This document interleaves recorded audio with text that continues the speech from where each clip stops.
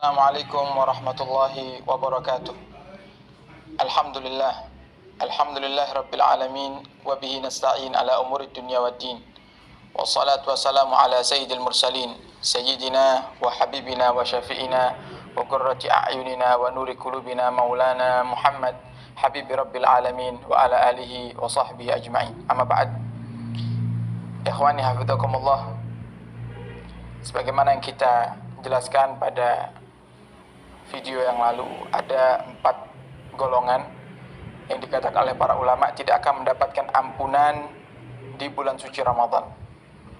Yaitu yang pertama adalah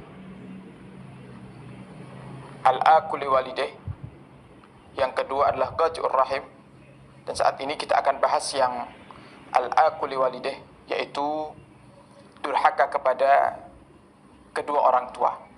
Maka kita perlu ketahui, ikhwani hafizakumullah, di antara yang mencegah kita untuk mendapatkan ampunan di bulan suci Ramadan ini adalah di saat kita menjadi anak yang durhaka kepada orang tua kita. Maka mari kita sadari jika saat ini kita termasuk daripada anak-anak yang durhaka kepada orang tua kita, maka ayo kita bertobat kepada Allah, kita minta ridha kepada mereka, kita minta maaf kepada mereka agar di bulan Ramadan tahun ini kita mendapatkan maghfirah daripada Allah dan Allah jadikan kita sebagai hamba-hambanya yang Allah bebaskan daripada siksa neraka. Ikhwani hafizakumullah, Allah Subhanahu wa taala menyebutkan dalam Al-Qur'an ada beberapa perintah yang Allah sandingkan dengan perintah yang lainnya dalam ayat-ayat Al-Qur'an yang tidak bisa kita pilih salah satunya. Sebagaimana dikatakan oleh Sayyidina Abdullah bin Abbas, Allah Subhanahu wa taala mengatakan dalam Al-Qur'an, "Atiullaha wa atiur rasul." Taatlah kalian kepada Allah dan taatlah kalian kepada Rasul. Artinya, kita tidak boleh memilih. Oh, saya hanya mau taat kepada Allah saja.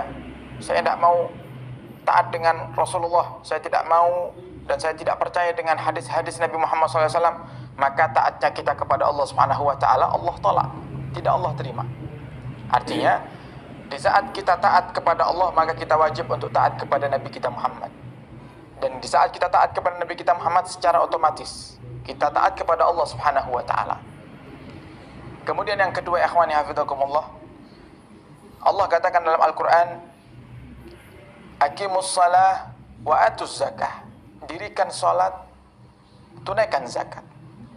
Tidak boleh kita memilih salah satunya. Sudahlah, saya zakat ajalah dulu, salat nanti kapan-kapan. Maka zakat kita tidak diterima oleh Allah Subhanahu wa taala. Begitu juga sebaliknya.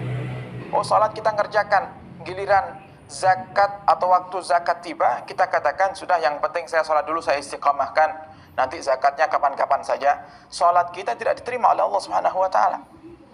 Nah, kita tidak akan berpanjang lebar membahas tentang taat kepada Allah dan taat kepada Rasul. Begitu juga salat dan zakat.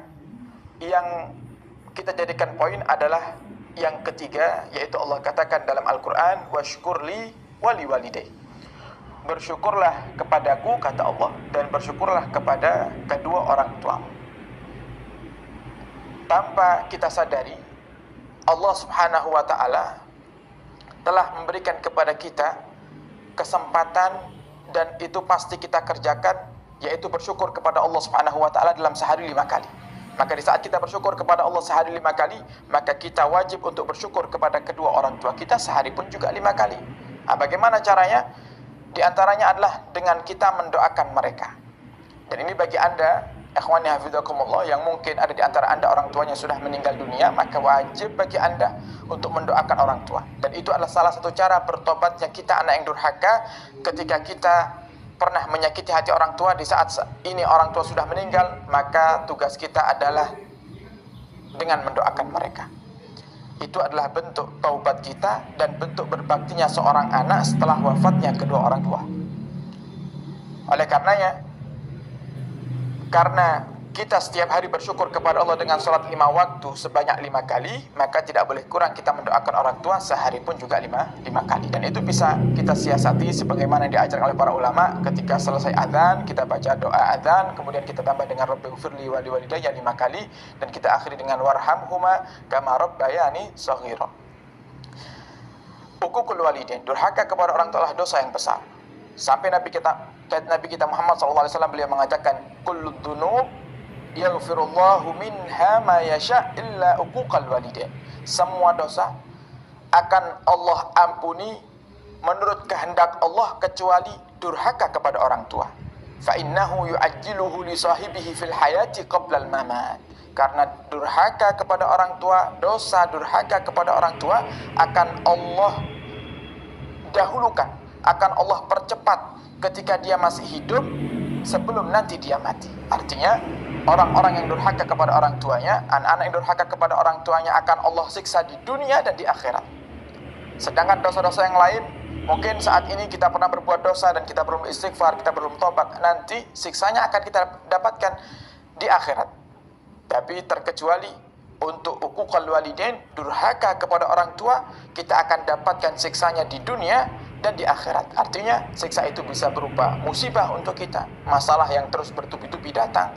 Maka Anda, ikhwani hafizakumullah, yang merasa mungkin hari-harinya dipenuhi dengan masalah, masalah satu kelar, datang masalah yang lainnya, ini belum selesai, tambah lagi masalah yang lainnya, maka coba lihat, jangan-jangan kita termasuk anak yang durhaka kepada orang tua kita. Maka mari di bulan Ramadan kali ini kita bertobat sungguh-sungguh kepada Allah Subhanahu wa taala. Kita jadi anak yang berbakti kepada kedua orang tua kita, dan semoga Allah mudahkan di bulan Ramadan kali ini untuk menjadi anak-anak yang berbakti dengan sesungguhnya kepada orang tua kita. Dan semoga Allah berikan kepada kita di bulan Ramadan yang suci ini ampunan, dan Allah